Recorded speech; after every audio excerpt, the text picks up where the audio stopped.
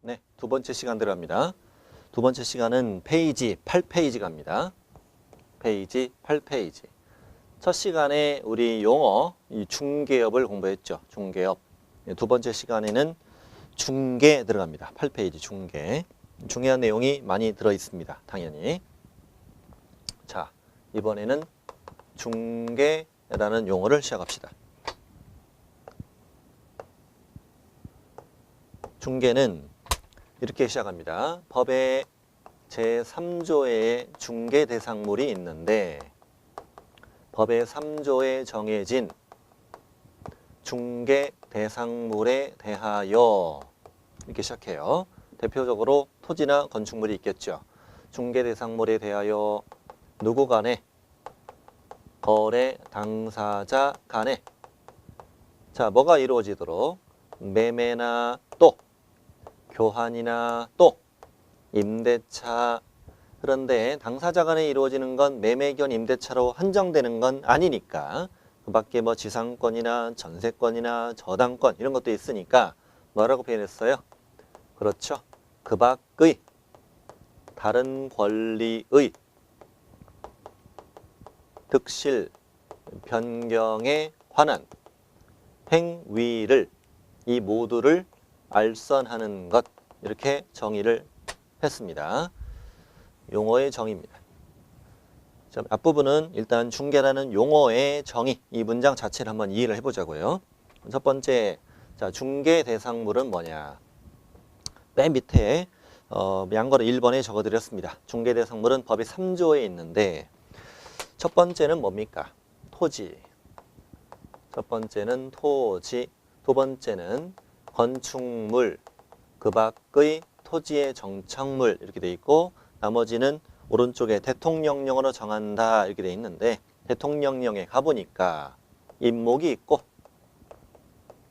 또 광업재단, 공장재단 이거 오늘 다 배웁니다. 자, 이 5가지가 바로 중개대상물이다.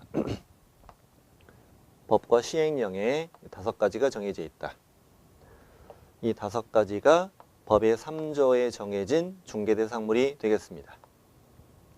중개대상물. 이 5가지 중개대상물에 대하여 당사자 간에 이런 계약이 체결되도록 알선하는 것. 내 소개로 둘이 만나 계약하는 것. 이걸 우리가 중개라고 그랬잖아요. 다시 토, 건, 입, 광공 이라고 외웁니다. 뭐라고요? 토, 건, 입, 광공. 토, 건, 입, 광공 5가지 중개대상물에 대하여 거래 당사자 간의 매매나 또는 교환이나 또는 임대차 그 밖의 권리의 득실 변경에 관한 행위를 내 소개로 하는 것. 알선하는 것. 알선이라는 단어는 뭐 중개와 같은 의미인데 중개라는 용어 안에 중개를 또 넣으면 그러니까 알선이라고 표현한 거지. 내 소개로 둘이 만나 계약하는 것이다. 여기서 이 거래 당사자는 매매부터 행위까지를 하는 자입니다.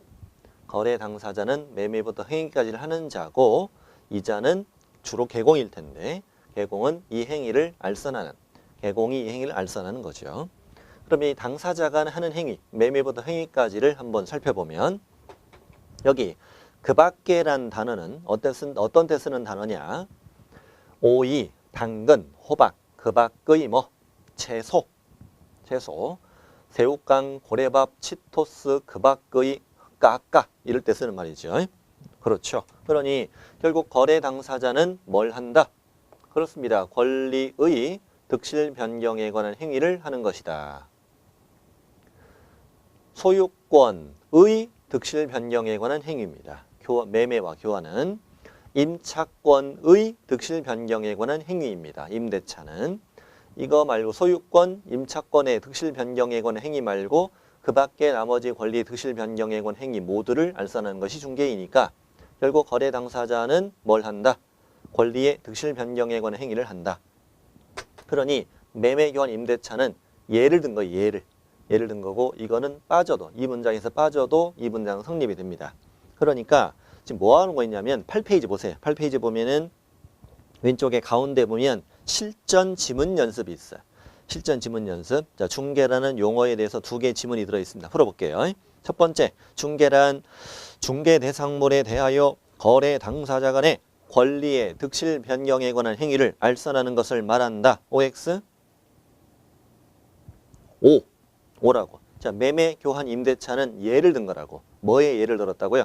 권리의 득실 변경에 관한 행위. 이거 예를 들었다고. 그러니까 이 빠져도 오예요. 오. 자, 두 번째 문장 잘 보세요. 중개란 중개 대상물에 대하여 거래 당사자 간의 매매, 교환, 임대차 행위를 알선하는 것을 말한다. 이렇게 정의하면 OX. 조금 어려워요, 이거. 잘 생각해 봐야 돼요. 정의라는 걸 생각해야 돼요. 자, 매매, 교환, 임대차 행위를 알선하는 것을 말한다. 이렇게 정의하면 X. 왜? 밑에 해설이 적혀 있지만 이 세 가지만 알선한다는 말이 돼버리잖아요. 매매, 교환, 임대차 행위를 알선하는 것을 말한다 라고 해버리면 이거 외에 다른 권리의 득실 변경에 관한 행위를 알선하는 것은 중개가 아니라는 말이 된다는 거지. 다시 매매, 교환, 임대차를 알선하는 것은 중개예요. 중개가 아닌 건 아니에요. 중개에 속하는 거지. 중개가 일부일 뿐이지. 중개 일부. 그래서 매매, 교환, 임대차 행위를 알선하는 것을 말한다. 이렇게 정의하면 틀리는 겁니다. 이 두 문장 한번 눈에 익혀두시면 아, 중개라는 용어는 이런 거구나. 5가지 중개 대상물에 대해 당사자 간의 권리 득실 변경 행위를 알선하는 것인데 그 대표적으로 뭐다? 매매, 교환, 임대차 같은 거다. 사실은 매매, 임대차가 대부분이죠. 뭐 대부분이죠. 자, 일단 중개라는 용어의 개념을 잡아봤어요. 용어의 개념 잡아봤고 하나씩 따져갑니다. 이제 이 중개라는 용어에서 우리가 주로 살펴볼 건 뭐냐면 시험에 주로 나오는 거. 자, 우리가 중개할 수 있는 물건. 자, 중개 대상물에 대해서 한번 살펴보고 그다음에 우리가 중개업을 할 수 있는 권리. 한마디로 그 밖의 권리에는 뭐가 들어가느냐 이거는 내용이지. 자, 그리고 우리가 중개할 수 있는 행위. 자, 이걸 공부하는 것이죠. 자, 중개 대상물부터 시작합니다. 물건, 권리, 행위. 이걸 하면 이제 이 중개라는 용어를 다 공부한 거죠. 자, 물건. 먼저 양거는 1번 내려가시면 중개 대상물은 방금 했던 토, 건, 입, 광, 공이다. 공익, 광고. 잠깐 실판 보십니다. 예를 한번 들어볼게요. A가 가지고 있는 물건이 자동차입니다. 자, 질문 드릴게요. 자동차는 중개 대상물이다 아니다? 이 질문은 공인중개사법상 중개대상물이다 아니다 이렇게 물어본 겁니다. 자, 자동차는 공인중개사법상 중개대상물이다 아니다? 아니지. 이 5가지만 중개대상물이니까. 이 법에는 우리 국어 시간 아닙니다. 자, 자동차는 중개대상물이 아니다. 자동차 매매를 알선했으면 이 법상 중개다 아니다. 이 법상 중개는 아닌 거지. 국어 사전적 의미는 중개지만 이 법상 중개가 아니라는 거죠. 왜?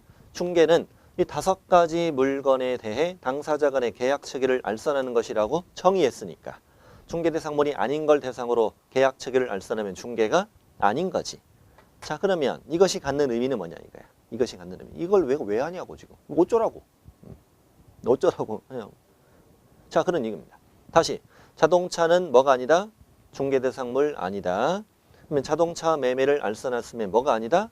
중개가 아니다.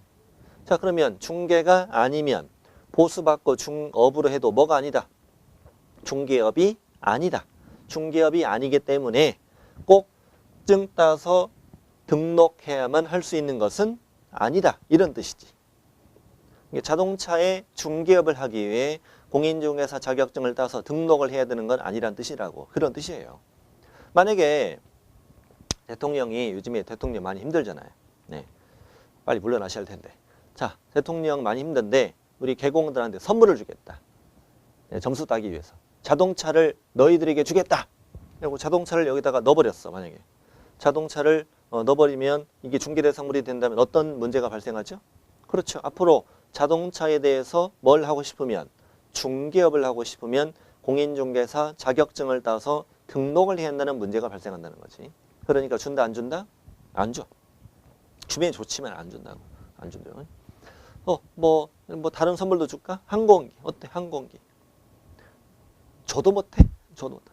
항공기를 우리한테 줘버리면 항공기 중개업을 하기 위해 공인중개사 자격증 따야 되는데 그런 문제가 되는데 그래서 이 5가지 물건은 자, 첫 번째 갖는 의미는 이 5가지 물건을 대상으로 계약 체계를 알선해야만 뭐고? 중개고. 자, 잘 보세요. 이 전체가 여기 들어가죠. 여기. 이것이 여기에 들어간단 말이에요. 자, 이것을 돈 받고 계속하는 것이 뭐고? 중개업인 거고 이 중개업을 하려면 증 따서 등록해야 된다 이거죠. 한마디로 5가지 물건에 대해서 뭘 하고 싶으면 중개업을 하고 싶으면 증 따야 한다. 등록해야 된다. 우리 밥그릇이다 이거죠. 우리 밥그릇이다. 중개대상물이 갖는 의미를 우리가 공부했습니다. 중개대상물만 대상으로 해야 뭐다? 중개다 이거지. 그래서 오른쪽 9페이지 보면은 동그라미 1번을 읽어보시면 되고 자 동그라미 2번 자동차, 선박, 항공기, 뭐 어업재단, 항만원성 사업재단 재단 중에는 광업재단, 공장재단 말고 다른 재단도 있나 보죠. 이런 것들 또 금전, 돈이잖아 돈, 금전, 각종 동산, 권리금 판례도 나중에 배우고 이런 것들은 다 뭐가 아니다. 중개대상물이 아니면 이를 알선하면 이 법상 중개가 아닌 거다 이거지. 아닌 거다. 그럼 이제 동그라미 3번은 이 중개대상물에 대해 중개업을 하려면 중개사무소 개설 등록해서 할 수 있다. 이런 의미를 가지고 있는 거고 밑에 권리금에 관한 판례는 좀 오늘 3번째 시간에 또 나오니 그때 가서 말씀드리겠습니다. 그래서 방금 중개라는 용어 안에 들어있는 중개대상물이 갖는 의미 자, 이 중개대상물에 대해 중개업을 하려면 증 따서 등록해야 된다. 등록하지 않은 자가 중개대상물에 대해서 중개업을 하면 처벌된다. 5가지만 중개대상물이라고 한다. 그 다음에 이제 그 밖에 권리 들어갑니다. 권리. 여기서 공부하는 건 뭐냐면 매매 교환은 소유권의 득실 변경에 관한 행위고 임대차는 임차권의 득실 변경에 관한 행위다. 소유권과 임차권은 우리가 중개할 수 있는 권리인 거죠. 권리인 건데 이거 말고 그 밖에 또 어떤 권리가 있느냐 이거지. 참 법이 무책임해. 그 밖에 권리라고 써놓고 그 밖에 권리가 뭔지는 안 알려줘요. 근데 이거 또 시험에 내요. 시험에 냅니다. 이걸 지금부터 공부합니다. 자, 10페이지 가보면 10페이지와 11페이지를 공부하는데 이쪽에 문제가 잘 나옵니다. 10페이지, 11페이지. 10페이지의 제목은 중개 대상인 권리. 11페이지 제목은 중개 대상이 아닌 권리라고 되어 있어요. 잠깐 여기 보십니다. 자, 이 그 밖의 권리가 되려면 어떤 요건을 갖춰야 되느냐를 먼저 말씀드릴게요. 어떤 요건을 갖춰야 되냐면 첫 번째, 우리가 중개할 수 있는 권리가 되려면 중개 대상물에 대해서 성립하는 권리여야 한다. 왜냐하면 용어가 중개 대상물에 대해 당사자 간의 권리 득실 변경 행위를 알선하는 것을 말한다고 그랬으니까 이 중개 대상물과 권리는 서로 연결이 돼 있잖아요. 중개 대상물에 대해 성립하는 권리여야 한다. 그럼 예를 들어서 자, 질권 이런 걸 볼게요. 질권은 담보물권이죠. 담보물권으로서 동산에 성립되는 담보물권이다. 예를 들어 뭐 점당포에 물건 맡기고 돈 빌렸다. 그러면 그 물건에 질권이 성립된다는 얘기지. 부동산에 성립되는 담보물건은 저당권, 동산에 성립되는 담보물건은 질권이죠. 그럼 예를 들어서 A가 카메라 시계 갖고 있는데 돈 빌리고 물건 맡기고 돈 빌리고 싶단 말이에요. 그런데 C가 소개해줬다. 누구를? B를. 그래서 A가 물건 맡기고 뭐 빌렸다? 돈 빌렸다. 그러면 이 물건에 뭐가 성립되는 것을? 질권이 성립되는 것을 C가 알선했다. 도와줄 수는 있다는 거죠. 내 소개로 만나서 가능하죠, 이게. 이게 질권의 성립을 알선할 수는 있어요. 그러나 이 알선 행위는 뭐가 아니다? 중개가 아니다라고 답하는 거예요. 왜? 이거는 동산에 성립되는 권리니까. 그래서 제가 오른쪽 페이지에 질권을 먼저 공부했어요. 지금 요건을 하나씩 끊어내기 위해서. 그래서 중개 대상물에 대해서 성립하는 권리여야 우리가 중개할 수 있는 권리가 되는 거다. 우리가 중개업할 수 있는 권리가 되는 거지. 한마디로 우리만 중개업을 할 수 있는 권리가 된다는 거지. 질권은 중개 대상 권리가 아니다. 이렇게 답하는 거예요. 동산이 성립되니까. 그 다음에 이 권리의 득실 변경. 권리 득실 변경에 대해서 민법에서 이런 걸 배워요. 권리 득실 변경은 두 가지 원인이 있다. 첫 번째 원인은 법률 행위. 법률 행위가 있고 두 번째는 법률의 규정. 두 가지 원인으로 권리의 득실 변경이 발생해. 근데 법률 행위는 이 중에 우리는 계약을 배우고 있죠. 자, 당사자 간에 이루어지는 것은 계약이니까. 그러면 적어도 우리가 중개를 할 수 있는 권리가 되려면 둘 중에 어떤 원인으로 득실 변경되어야 이게 중개가 가능하냐 이거지. 자, 적어도 법률 행위인 계약으로 득실 변경되는 권리여야 중개가 되는 거다. 그럼 예를 들면 법률의 규정 생각해 볼게요. 법률의 규정에 따라서 권리의 득실 변경이 발생하면 중개할 수 있는 것이냐 이거지. 자, 유치권 한번 생각해 볼게요. 유치권. 자, 이 건물을 A가 소유하고 있는데 B가 건물에 올 수리를 했습니다.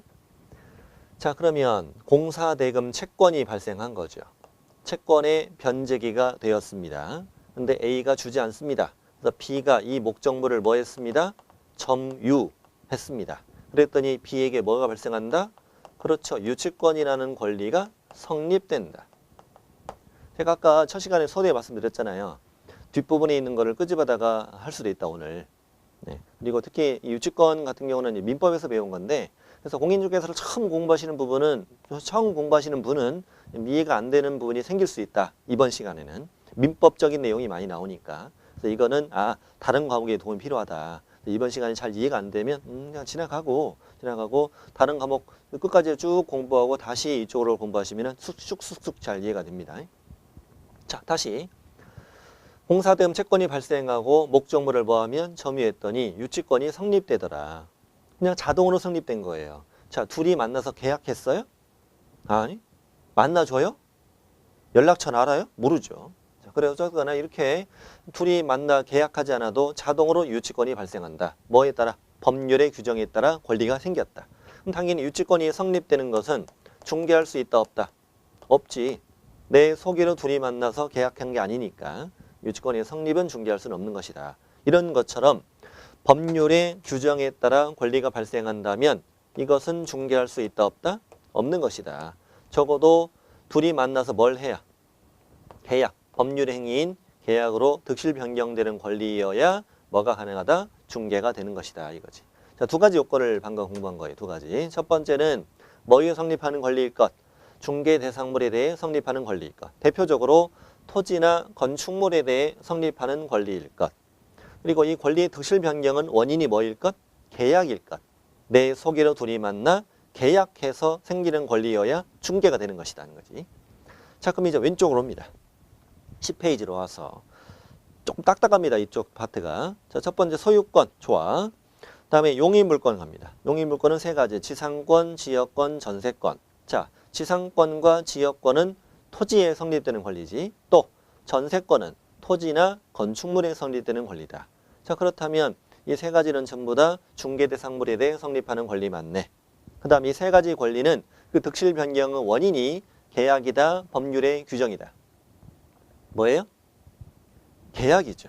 계약.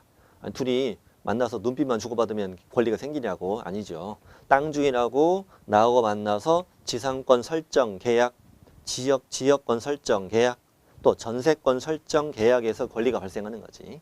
권리의 득실 변경이 발생하는 거지. 그러니까 지상권, 지역권, 전세권은 전부 다 중개대상 권리냐 아니냐 물어보면 뭐라고 해? 중개대상 권리 O 이렇게 답한다고. 지지전 다 된다. O. 그 말은 무슨 말이냐? 지상권, 지역권, 전세권의 득실 변경 행위를 알선하는 건 뭐다? 중개다. 돈 받고 계약하면 뭐고? 중개업이고 증 따서 등록해야 된다. 계속 연결되는 거예요, 이게. 한마디로 지상권, 지역권, 전세권의 중개업은 누구만 할 수 있다? 개공만 할 수 있다. 등록하지 않은 자가 지상권, 지역권, 전세권, 중개업을 하면 처벌된다. 계속 연결되고 있는 거예요. 네. 자, 우리 밥그릇, 우리만 먹을 수 있는 국그릇, 좀 이따가 우리만 먹을 수 있는 반찬 그릇 이런 거 배워요. 우리만 중개업할 수 있는 권리를 배우는 거예요. 소유권, 지상권, 지역권, 전세권 다 좋아해. 다음 저당권 갑니다. 자, 저당권은 토지나 건축물에 성립이 됩니까? 그럼요. 토지나 건축물에 성립이 됩니다. 그럼 저당권의 득실 변경은 원인이 계약입니까? 법률의 규정입니까? 당연히 계약이죠. 저당권 설정 계약을 통해 저당권의 득실 변경이 발생하니까 그럼 저당권도 두 가지 요건을 다 갖췄네. 토지나 건축물이 성립되고 계약으로 득실 변경되는 권리고. 그러면 근데 문제는 개업 공인중개사들이 저당권을 중개하는 걸 보셨냐고요? 보셨어요? 이 저당권 중개를 하려면 이런 과정이 먼저 이루어져야 돼요. 어떤 사람이 개공에게 찾아옵니다. 사장님, 내가 어제 집을 샀어. 집을 샀는데 좀 잔금이 부족하네. 저당권 중개 좀 해줘. 대출 계약도 알선해주고. 이렇게 찾아와야 되는데 그렇게 찾아오는 사람은 없죠. 자기가 은행 갔을 때 은행 가면 되지 뭐 개공에게 찾아와서 저당권 중개해달라고 그래요. 근데 이런 경우는 있지. 자, 잠깐 보시죠. 자, 지금 A는 매도인, B는 매수인. 자, 둘 간에 이제 아파트 매매 계약을 개공이 중개했습니다. 중개했어요. 근데 B가 이제 잔금이 부족해요. 잔금이 부족해서 개공이 처음부터 뭐라고 그랬냐면 계약서 쓰세요. 쓰시면 잔금은 내가 아는 은행에 소개시켜 드릴게요. 그리고 이제 계약을 체결하고 개공이 누굴 소개시켰냐? 아는 은행 소개시켜 줬죠. 은행 직원에 전화하면 달려와요. 사무실에 달려와요. 그래서 은행 직원하고 B하고 앉아가지고 계약서를 씁니다. 첫 번째 계약서는 뭘 쓰냐? 금전 소비 대차 계약을 체결한다. 대출 계약. 금전 소비 대차 계약이라고 그래요. 대출 계약을. 자, 금전 소비 대차 계약은 분명히 얘네 둘이 계약서 썼잖아요. 근데 계약서를 누가 썼느냐 이걸 중요한 게 아니고 누구 소개로. 그렇죠. 개공우 소개로 이 계약이 이루어진 거잖아요. 그러면 이것은 중개이다 아니다. 찍어보세요. 중개이다 아니다. 이다 아니다? 아니에요. 아닙니다. 왜 아니죠? 금전은 중개대상물이 아니잖아요. 아까 중개대상물에 대해서 성립할 때만 중개라고 그랬죠? 이건 중개가 아닙니다. 이게 중개면 우리 직업이 느는 거죠. 대출 브로커. 네, 우리만 할 수 있는 것이 되는 거죠. 아니죠.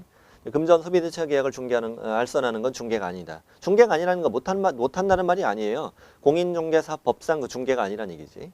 이렇게 대출 계약을 도와주면요. 은행은 개공에게 뒷돈 줍니다. 수수료 줍니다. 사람들이 잘 모르지만 수수료 줘요.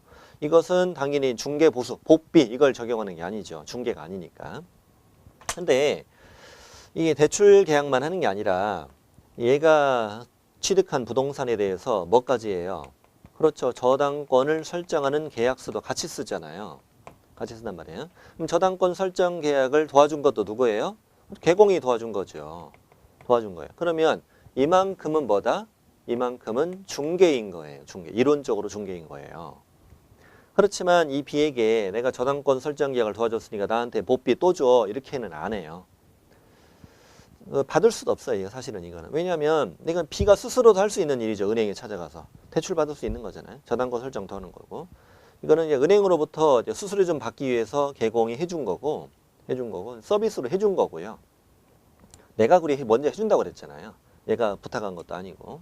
그래서 이때 이걸 그냥 별도 수수료 받지는 않지만 그냥 우리는 뭘 공부하는 거 이것이 뭐다?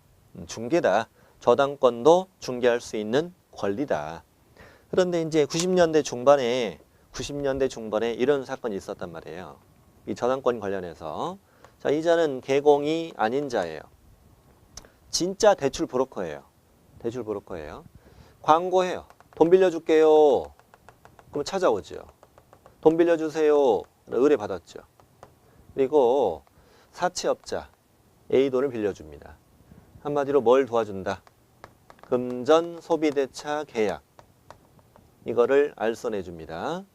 알선해주고 보수를 받고 계속하고 있습니다. 그런데 이것이 뭐가 아니므로 그렇죠. 중개가 아니므로 이것이 중개업인 건 아니죠. 그러니까 공인중개사법 위반은 아닌 것이죠. 당연히. 이렇게 많이 하잖아요. 그런데 이 개공이 아닌 자가 무리해서 뭐까지 하다가 그렇죠. 이들의 부동산의 저당권을 설정하는 계약까지 함께 도와주다가 걸렸다고. 너는 뭐 한 거라고? 중개를 한 거라고. 뭐 받고 보수받고 계속했다 이거지. 그러니까 너는 뭐다? 중개업이다. 이렇게 해서 이제 기소가 됐어. 대법원까지 올라갔어. 대법원에 올라갔는데 자, 이자의 주장은 내가 한 행위가 중개업이냐 이거냐 이건데 중개업이 되려면 자, 먼저 중개라는 용어도 성립돼야 되지. 중개라는 용어를 보니까 그 밖의 권리의 득실 변경에 관한 행위를 알선하는 것이라고 돼 있을 뿐이지 저당권이라고 명시된 건 아니라는 거지. 그래서 이 사건의 논점은 결국 이 그 밖의 권리에 저당권이 들어가는지 여부, 이게 이 사건의 논점이었던 거예요. 중개라는 용어를 그 밖의 권리라고 써버리니까 이 그 밖의 권리는 과연 저당권이 들어가냐 안 들어가냐 이걸로 이제 대판 싸움이 난 거예요. 들어갔더니 제가 미리 결론을 말씀드렸죠. 이런 과정을 보니까 저당권은 토지나 건물이 성립되고 계약으로 득실 변경되는 권리니까 중개가 맞다. 그래서 그 3번 밑에 저당권 판례 있잖아요. 시험에 잘 나오니까 지금부터 공부할게요. 저당권 판례. 총 3개 문장으로 구성되니까 적당히 끊으세요. 먼저 첫 번째 문장. 중개의 그 밖의 권리에는 저당권 등 담보물권도 포함된다. 5 이렇게 푸릅니다. 그 밖의 권리는 저당권도 포함된다. 26회 시험의 정답이었습니다. 저당권은 중개라는 용어에 그 밖의 권리에 포함되지 않는다. X 포함된다. 5. 따라서 두 번째 문장. 타인의 의뢰에 의하여 일정한 보수를 받고 저당권 설정에 관한 행위 알선을 업으로 하였다. 뭐에 해당해? 중개업에 해당한다. 이게 두 번째 문장. 세 번째 문장. 그 행위가 금전 소비대차 알선에 부수하여 이루어졌다 하여 달리 볼 것도 아니다. 금전 소비대차에 부수하여 저당권 설정에 관한 행위 알선을 업으로 했다 할지라도 중개업이 아닌 것은 아니다. 이 말이에요. 중개업에 해당한다. 이런 겁니다. 해당한다. 결국 너는 처벌된 사건이었군요. 무등록 중개업으로 처벌된 사건이었어. 그렇구나. 현재까지 우리는 저당권이 중개대상 권리에 포함된다. 사실상 개공이 저당권을 중개하고 보비를 별도로 받는 건 아니었고 그냥 금전 소비대차 도와주고 좀 수수료 좀 받는 것 뿐이었는데 개공이 직업으로 하지도 않으면서 니네는 하지 마 이런 꼴이 됩니다. 지금 사실은 그런 꼴이 돼요. 자, 저당권은 우리만 중개업을 할 수 있는 권리다라는 사실을 알았습니다. 저당권 보셨고 다음 계속 이어서 유치권 보죠. 좌우 페이지를 좀 왔다 갔다 해볼게요. 왼쪽 오른쪽 페이지를 왔다 갔다 해볼게요. 자, 오른쪽 페이지 보면은 유치권의 성립 보일 거예요. 오른쪽 페이지 11쪽에 유치권의 성립. 아까 유치권의 성립은 어떤 계약으로 성립되는 건 아니니까 중개할 수 없다고 그랬잖아요. 다시 이제 왼쪽 페이지로 옵니다. 4번 담보물권 유치권의 성립 그 내용을 읽어보면은 유치권의 성립은 중개 대상이 될 수 없으나 이어지는 문장 있죠? 이걸 잠시 보세요. 여기까지는 중개할 수는 없으나 현재 B는 뭘 가지고 있어요? B. 자, 현재 유치권을 가지고 있는데 채권은 가지고 있고 이 채권과 점유는 연결돼 있고 또 유치권이 여기에 붙어 있죠. 이걸 유치권의 결련성 이렇게 얘기한다고. 세 가지가 연결돼 있단 말이에요. 이게. 하나라도 잃으면 유치권은 상실되는 거예요. 소멸되는 거예요. 자, 근데 이 B는 C라는 자에게 이 채권을 양도할 수 있다. 예를 들어 내가 5천만 원 받을 거 있는데 내가 3천만 원에 팔 테니까 네가 살래? 라고 채권을 뭐 했다? 양도. 채권을 양도했습니다. 그리고 누구의 점유를? B의 점유를 누구의 점유로? C의 점유로 이전해 줍니다. 점유를 이전해 주면 유치권도 여기에 따라서 같이 이전된다 이겁니다. 그러면 얘네 둘이 이 세 가지를 넘기는 건 분명히 둘이 뭘 했어요? 계약을 했으니 이건 중개할 수 있다 없다? 있다 이렇게 얘기하는 거예요. 그래서 유치권이 뭐 되는 것은? 유치권이 이전되는 것은 중개할 수 있다 없다? 있다 이렇게 문제 푸는 거다. 유치권의 성립 중개 X, 유치권의 이전이나 유치권의 양도 이러면 중개 O 이렇게 풀어줍니다. 그래서 4번 읽어보시면 되겠고, 자, 담보 가등기 이거는 나중에 민사특별법 배우시면 되는데 가등기 담보 등에 관한 법률이 있잖아요. 담보 가등기는 저당권과 유사한 권리입니다. 가등기 설정 계약을 통해서 취득하니까 담보 가등기도 O로 문제 풀어줍니다. 잘 모르시면 다른 과목 충분히 공부하면 다 이해가 됩니다. 이 부분은. 자, 임차권 문제 없고요. 문제 없고, 자, 등기된 환매권 거기를 볼 텐데, 자, 환매권을 공부해 봅시다. 환매권. 자, 일단 환매 계약을 먼저 생각해 볼게요. A가 가지고 있는 부동산 B에게 매매했습니다. B에게 팔았습니다. 팔았는데 얼마 후 이걸 다시 되사겠다라는 계약을 환매 계약이라고 하죠. 사실은 변칙적 담보 목적으로 많이 이용된다고요. 5억짜리인데 3억에 매매했다. 그리고 3억에 되사겠다는 계약을 했다는 거지. 못 사면 뺏기는 거죠. 뺏기는 거죠. 환매 계약. 근데 시험에 이렇게 묻기도 해요. 환매 계약을 알선하는 것. 자, 환매 계약을 알선하는 것도 중개이다. 자, 결론 OX. O입니다. 자, 여러분, 매매 계약과 환매 계약은 분리해서 발생하지 않습니다. 함께 이루어지는 계약입니다. 하지만 이걸 지금 분리했다는 뜻이 아니라, 자, 그냥 시험에 환매 계약을 알선하는 것은 중개다 이러면 O로 풉니다. 환매 계약도 뭐냐면 부동산을 다시 되사는 계약이니까. 다시 되사는 계약이므로 환매 계약의 알선도 중개다. O로 풀어줍니다. 거기 적혀 있습니다. 두 번째 줄에 환매 계약이 성립되도록 알선하는 것도 중개 행위에 포함된다. O로 풀어줍니다. 자, 그런데 이 환매 계약은 채권 계약으로서 현재 이 부동산 소유권이 B한테 넘어갔잖아요. 이걸 제3자에게 또 넘기면 환매가 안 됩니다. 채권 계약으로 이 둘 사이에만 효력 있는 계약인 거죠. 그래서 이 환매 계약의 대항력을 취득하기 위해 이 소유권 이전 등기와 동시에 환매권 등기를 신청합니다. 환매권을 뭐 했다? 등기했다. 그래서 등기된 환매권 이렇게 부르기도 하고, 환매권 등기가 되면 이때는 제3자에게 이전 등기가 또 가능합니다. 이전 등기 가능합니다. 그래서 환매권을 뭐 하는 것도 양도하는 것도 가능하다고요. 그래서 등기된 환매권의 양도도 중개할 수 있다 없다? 있다 이렇게 푸는 거죠. 그래서 환매권은 두 가지 말면 돼. 두 가지. 환매 계약을 알선하는 것도 뭐다? 중개다. 이거 하나. 또 하나 등기된 환매권 이렇게 떠도 중개대상 권리 5 이렇게 풀어주는 겁니다. 다음에 법정지상권에 관한 내용인데, 법정지상권이 오른쪽 페이지에도 있고 왼쪽 페이지도 있어요. 오른쪽 페이지 4번, 왼쪽 페이지 8번. 자, 이걸 또 생각해 보자고요. 이미 다 민법에 관한 내용이라니까요. 이분이 공인중개사를 처음 공부하시는 분들이라면 지금 이해가 안 돼요. 이 부분. 안 됩니다. 민법 공부를 좀 하고 봐야 됩니다. 지금 그냥 그런가 보다 하고 지나가시죠. 이번 시간만 그래요. 자, 토지와 건물이 이게 동일 소유였다. 동일 소유였다가 B가 건물만 샀다. 이렇게. 자, 얘네 둘 간에 이루어진 건 건물의 매매만 이루어진 거예요.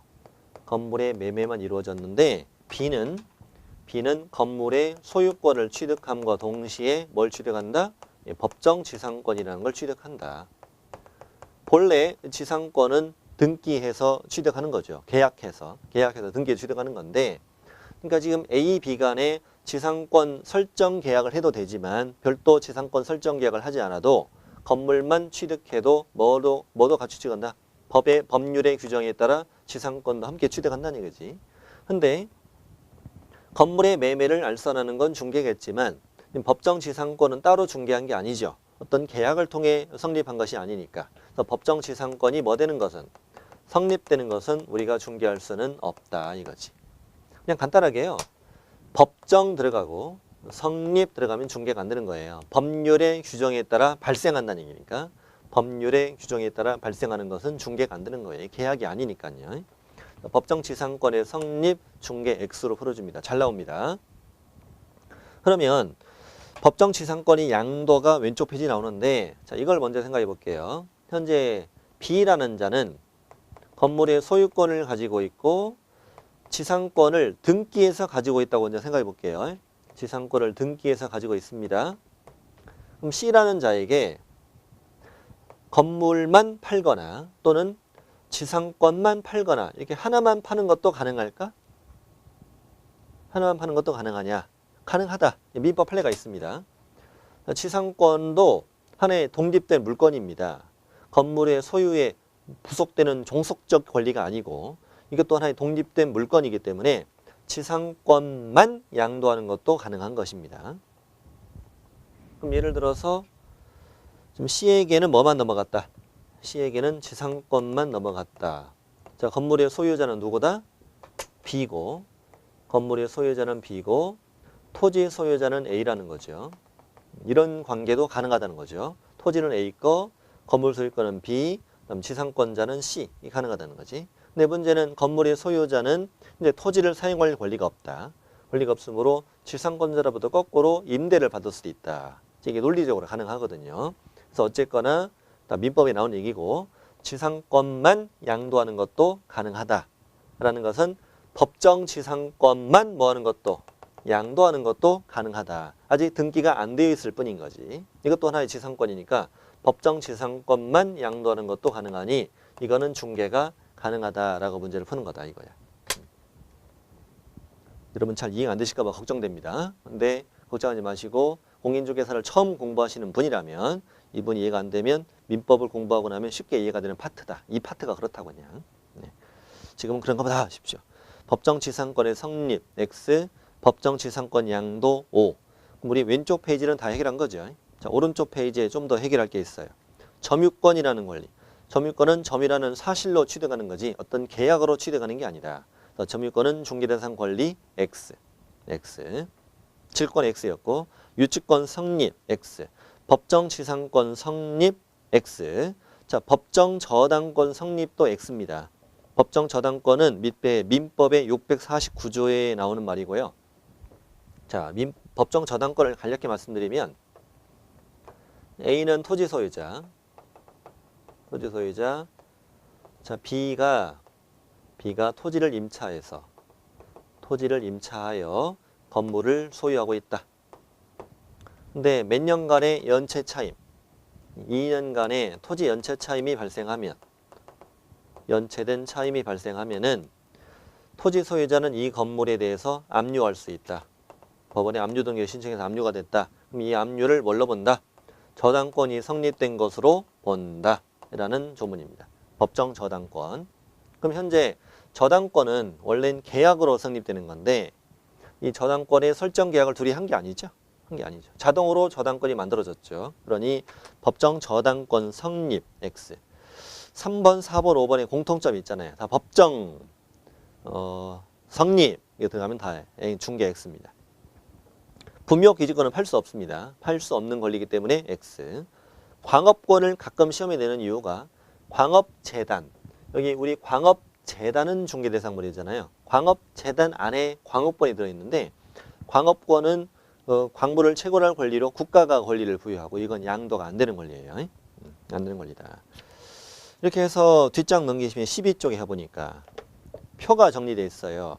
왼쪽은 중개대상 권리, 오른쪽은 중개대상이 아닌 권리 정리되어 있고 하나도 빼지 않고 정리를 다 할 수 있어야 합니다. 앞 페이지에 설명되어 있고 표로 정리되어 있습니다. 여태 우리 뭐 했어요? 여기 중개대상 권리 한 거예요. 현재 우리 중개대상물, 우리만 중개업을 할 수 있는 권리, 다음 우리만 중개업을 할 수 있는 행위 여기까지 왔는데 행위 몇 가지 보도록 하죠. 자, 반가로 1번 중개대상 행위 동그라미 1, 2, 3번 읽어보시면 됩니다. 방금 배웠던 거죠. 매매, 임대차, 지상권, 뭐 설정계약, 뭐 전세권, 설정계약 이런 것들, 유치권의 이전계약 뭐 이런 거, 환매계약 이런 거 들어있네요. 다음 2번. 이번엔 중개 대상이 될 수 없는 행위. 중개가 아예 안 되는 거죠. 중개가 아예 안 되는 것은 법률의 규정에 따라 발생하는 여러 가지 행위들이 있죠. 거기. 법률의 규정에 따라 발생하는 거니까 상속, 뭐 경매 이런 건 중개할 수 없는 거죠. 당연히. 중개가 아예 안 되는 거죠. 중개라는 건 내 소개로 둘이 만나 계약하는 거라고. 계약하는 거. 이거 중개가 안 되는 거라고 아예 처음부터. 증여. 2번 보니까 증여는 계약인데 중개할 수 없나? 예를 들어 어떤 사람이 나 우리 집을 누구한테 주고 싶은데 받을 사람 소개 좀 시켜줘. 이런 사람 없어. 이거 말도 안 되는 얘기지. 계약공이 찾아오면 뭐라고 하면 돼? 저 주세요. 뭐 이게 그러니까 중개가 안 되는 거예요. 이거는. 중개는 계약인데 중개할 수 없는 계약이다. 시험에 나온 적은 없어요. 환매 행위라는 것은 환매권을 실행하는 거, 다시 되사는 행위. 그 사람이 일반 의사에 따른 거니까 중개할 수 없는 거지. 3번, 반가로 3번이 그나마 중요해요. 반가로 3번이. 중요한데 3번은 뭐냐면 개공이 할 수는 있는데 중개는 아닌 행위예요. 뭔 소리야? 다시. 개공이 개업공인중개사가 할 수도 있어. 이 행위들을. 할 수는 있는데 이것은 중개 행위는 아니라고. 이 법상 이 중개는 아니라고요. 세상 일이 다 중개인 건 아니잖아요. 중개 이외 겸업들이라는 얘기죠. 부동산에 관련돼 있는 다른 직종들의 다른 업종들 이런 것들을 중개다라고 가끔 우기거든요. 예를 들면 1번 상업용 건축물과 주택의 임대관리다. 뭐 임대관리, 관리는 다른 사람의 부동산을 대신 관리 주는 일이잖아요. 나중에 겸업에서 배워 이거. 겸업에서 배웁니다. 부동산의 이용상담, 개발상담, 거래상담은 중개다? 아니죠. 상담, 컨설팅업이고. 3번은 잘 나오죠. 분양대행.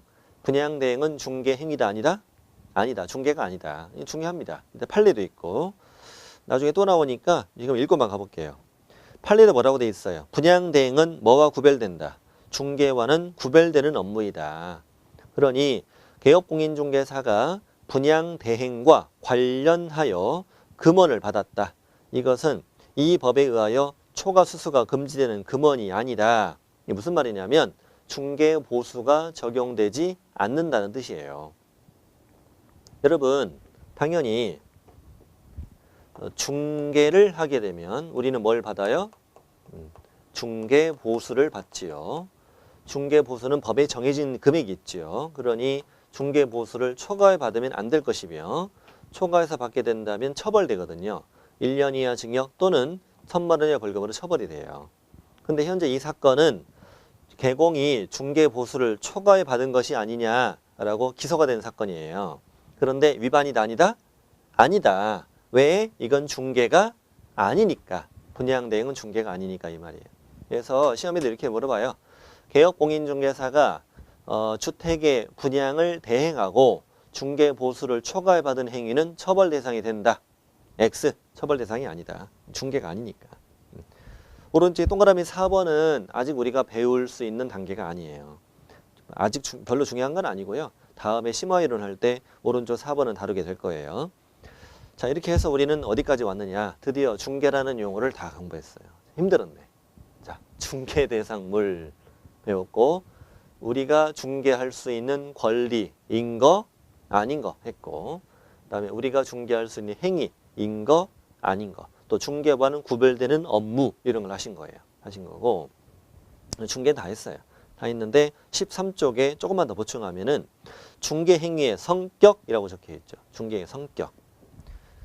잘 안 물어봐요. 가끔 진짜 아주 가끔 한번 물어보는데 자 잠깐 칠판을 통해 말씀드릴게요. 간략하게. 여러분 거래 당사자가 하는 행위는 계약이라고 그랬잖아요. 매매, 교환, 임대차. 거래 당사자가 하는 계약은 민법상 우리 법률 행위라고 하죠. 계약은 법률 행위에 속한다 이렇게 얘기하죠. 그런데 이 개업공인중개사가 하는 이 중개 행위, 이 중개 행위는 어떤 성격을 갖느냐에 관한 내용. 제목이 중개 행위의 성격이라고 되어 있잖아요. 자, 거래 당사자는 이 매매계약, 임대차 계약을 하기 위해 직접 의사표시를 하죠. 우리 계약이라는 건 의사표시를 필수 요소로 하는 거죠. 법률행위도 그렇고. 자, 그리고 A와 B가 직접 계약을 하는 거죠. 그리고 개업공인중개사는 제3자로서 둘 간의 거래를 공정하게 도와주는 자죠. 도와주는 자지 개업공인중개사가 하는 이 중개행위가 의사표시인 것은 아닌 거지.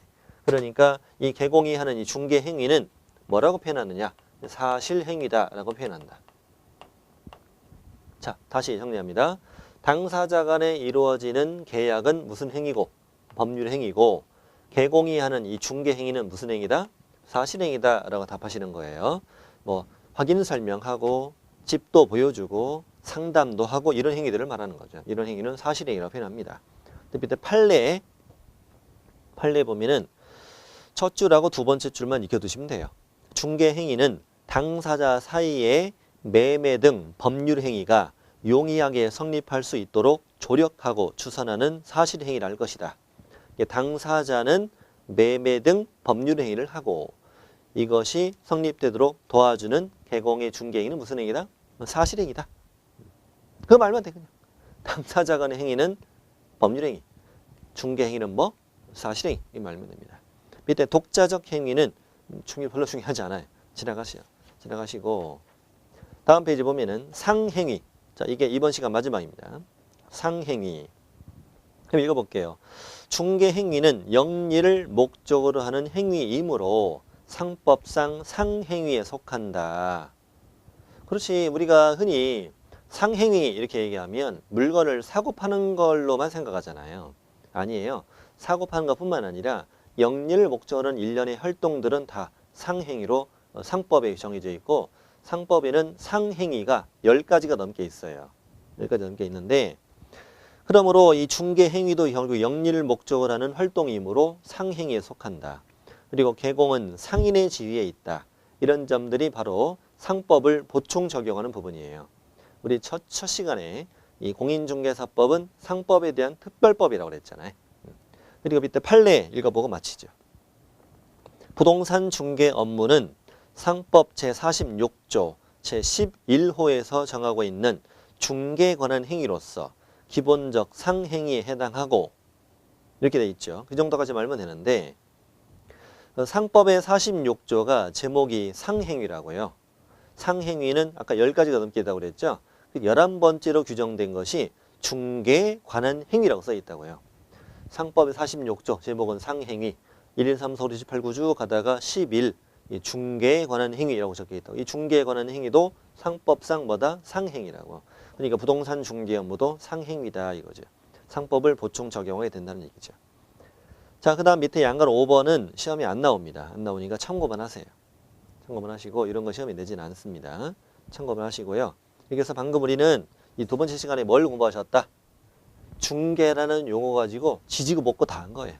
다 한 건데 일단 중개라는 용어 자체의 개념 아까 우리 지문 연습해봤죠.